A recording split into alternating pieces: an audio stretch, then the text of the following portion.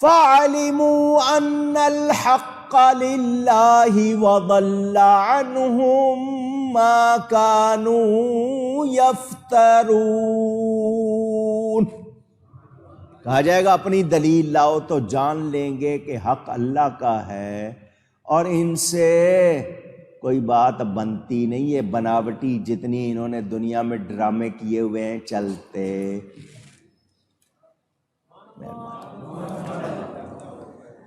یہ اس دن کوئی بات بنا سکیں گے؟ کوئی بہانہ کر سکیں گے؟ اونچی اور رب کی ذات، رب کی صفات، رب کے جلوے، رب کی باتیں سن کر بھی نہ ماننے والوں، کل قیامت کے دن کہاں سے لاؤ گے؟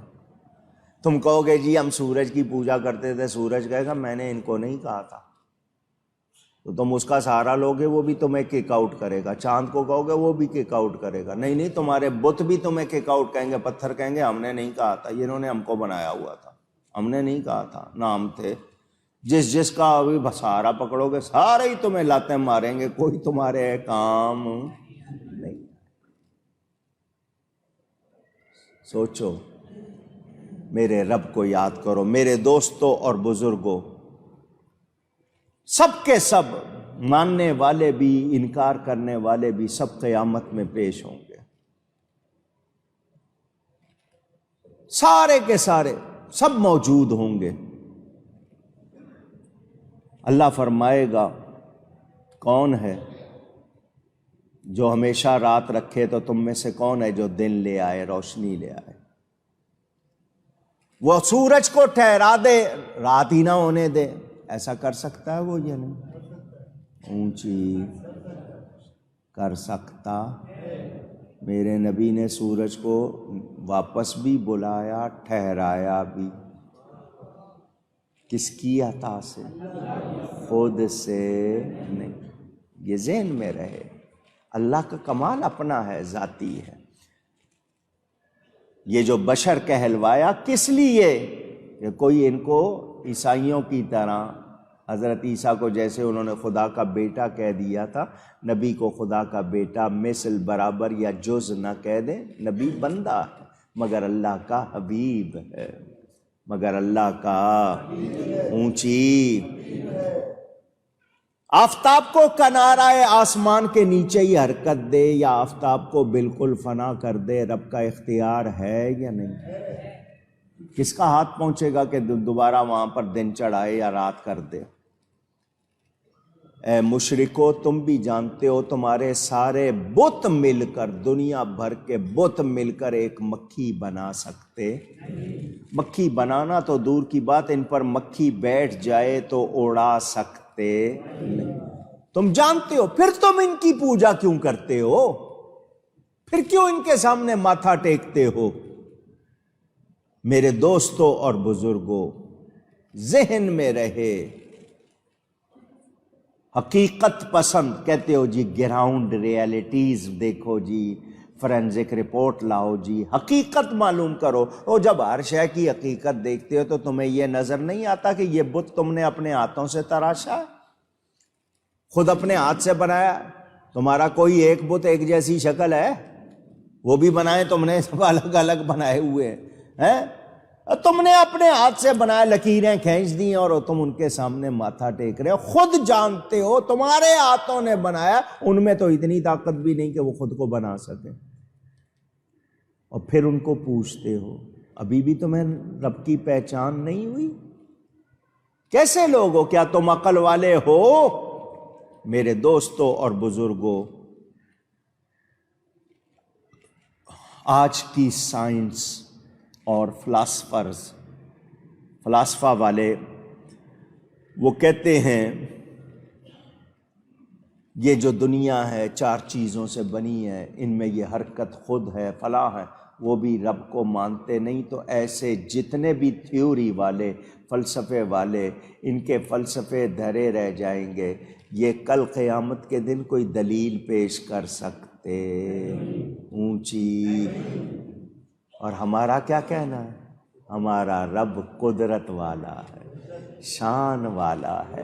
یفعل اللہ ما یشاء، وہ جو چاہتا ہے کرتا ہے، اس کو کوئی مجبوری، کوئی کمزوری، کوئی رکاوٹ نہیں۔ اس کی قدرت کو دیکھو، پہچانو، اس کا انکار نہ کرو۔ یہ آیتیں آپ نے سنی، ان کا بیان بھی سنا، یہ بیان ابھی جاری ہے انشاءاللہ، باقی تفصیل آئندہ جمعے اللہ تعالی ہم سب کو صحیح عقیدوں پر ثابت و قائم رکھے، اور ہم سب کو گمراہی سے، گمراہوں سے، گمراہ کرنے والوں سے بچائے۔ گفتگو میں مجھ سے کوئی غلطی ہوئی ہو، اللہ کی بارگاہ میں توبہ کرتا ہوں۔ وآخر دعوانا ان الحمد للہ رب العالمین۔ مہینہ شروع ہوا ہے جمادی الاولیٰ، آپ اردو میں جمادی الاول کہتے ہیں، جمادی الاولیٰ اصل نام۔ یہ 5واں مہینہ ہے ترتیب میں، محرم پہلا، صفر دوسرا، ربیع الاول تیسرا، ربیع الاخر چوتھا، اور جمادی الاولیٰ 5واں۔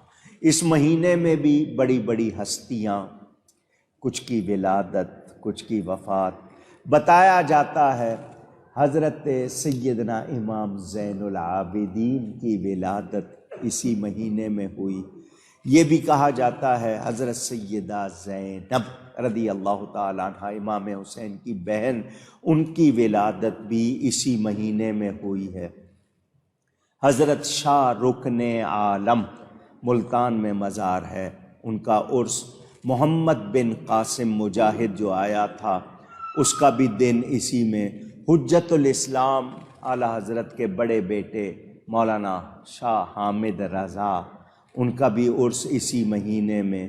اسی طرح اور متعدد ہستیوں کی، حضرت سلطان ابراہیم ادھم، ان کا عرس بھی، یہ پڑوس میں حضرت مولانا محمد علم الدین قادری، ان کا عرس بھی اسی مہینے میں منایا جاتا ہے۔ اور امام بیہقی، ان کے حوالے سے بھی کہ ان کا عرس بھی اسی مہینے میں ہے۔ اعلیٰ حضرت کے خلیفہ حضرت مولانا وسیع احمد صاحب محدث سورتی، ان کا بھی، اور حضرت امام سید احمد کبیر رفاعی، یہ وہ ہیں جب مدینہ گئے تھے حضور کے روضے پر تو کہا تھا جب تک میں اپنے گاؤں میں تھا وہاں سے روز آپ کو سلام بھجواتا تھا، آج خود آیا ہوں۔ جب تک اپنے گاؤں میں تھا، اپنے ملک میں، وہاں سے سلام کہتا تھا، اب میں خود آیا ہوں حضور، اپن قبر سے اپنا ہاتھ باہر نکالیے، میں نے ہاتھ ملانا ہے۔